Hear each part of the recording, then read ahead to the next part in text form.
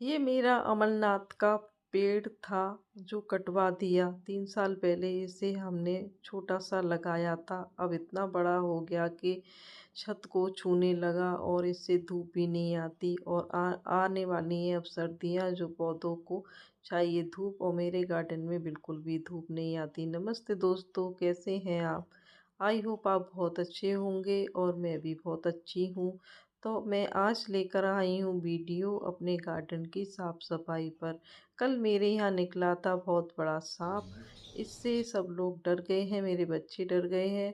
तो मेरे पति देव ने सुबह ही फ़ोन करके माली भैया को बुलाया और उनने कहा कि जितने भी घने और फालतू पेड़ पौधे हैं उनको आप थोड़ा थोड़ा छांट दीजिए और इनकी कटिंग कर दीजिए।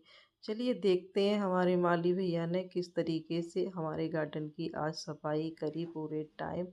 इनने पहले तो इस पौधे को काटा जिसका मैंने अभी जिक्र करा था, और देख सकते हैं ये कितना घना हो गया था।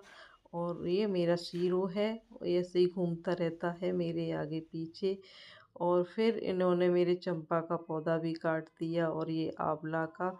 मैंने कहा चंपा की कटिंग मैं लगा लूँगी, उन्होंने कहा मैं बाहर डाल दे रहा हूँ, सूख जाएगी थोड़ी तब लगेगी। फिर उन्होंने घास की कटिंग करी, बारिश से थोड़ी घास पीली पड़ गई है, जितनी कटिंग होती है उतनी अच्छी हो जाती है।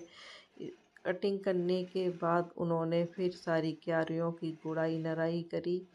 माली भैया आते हैं तो मुझे थोड़ा हेल्प मिल जाता है क्योंकि बहुत बड़ा गार्डन है और मैं अकेले मेंटेन नहीं कर पाती। और मेरे पति देव हैं बिजनेसमैन, उन्हें तो बिल्कुल टाइम भी नहीं रहता खाना खाने का भी। और फिर माली भैया से मैंने लगवाए कुछ पौधे, वो लेकर आए थे, मैंने मंगाए थे उनसे। उन्होंने गेट की साइड कुछ गेंदे के पौधे लगाए। सिलसिला यहीं ख़त्म नहीं होता, बात आगे बढ़ती जाती है। फिर मैं एक और गमला ले आई जिसमें मेरा अपराजिता का पौधा लग रहा था, उसको मैंने निकलवाया और कुछ कटिंग थी।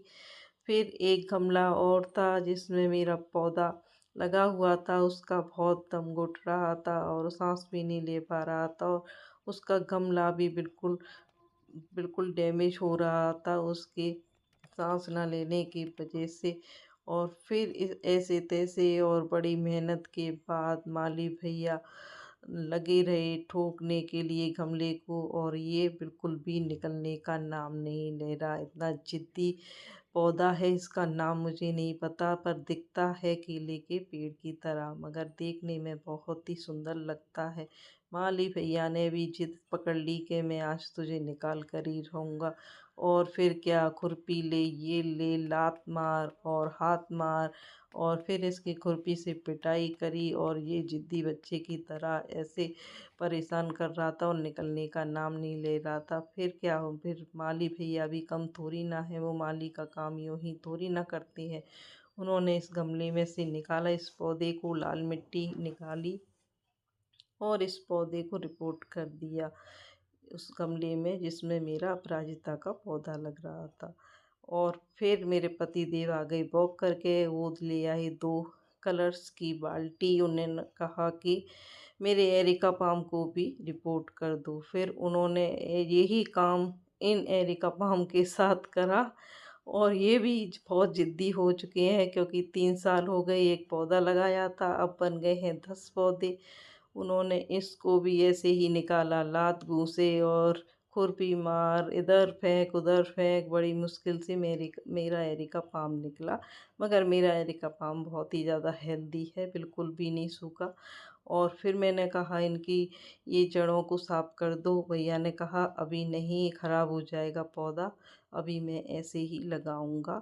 फिर कुछ दिन बाद ये ढीले बड़े गमले में लग रहा है तो कभी भी इसकी जड़ निकल सकती है। फिर माली भैया ने बनाई मिट्टी, और मिट्टी लगाने के बाद मेरे 2 एरिका पाम लगाए। मेरे यहाँ एरिका पाम बहुत सारे हैं, 10-12, अभी 2 ही बाल्टी मिली थी तो उन्होंने 2 ही बाल्टी में 2 एरिका पाम लगाए।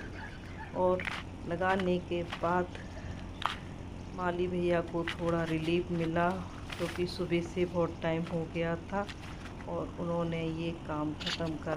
कैसी लगी मेरे गार्डन की साफ़ सफाई और मेरे माली भैया का काम? अगर आपको अच्छा लगा हो तो आप चैनल को सब्सक्राइब कर लेना। आगे आपको ऐसी अच्छी अच्छी वीडियो देखने को मिलेगी। और अगर आपको वीडियो अच्छी लगी हो तो लाइक शेयर कमेंट्स करके जाइएगा। और ये है पैरट जो मेरे घर पर आ गया था तुरंत, तो मैंने इसको भी नहीं छोड़ा, इसकी भी वीडियो बनाई।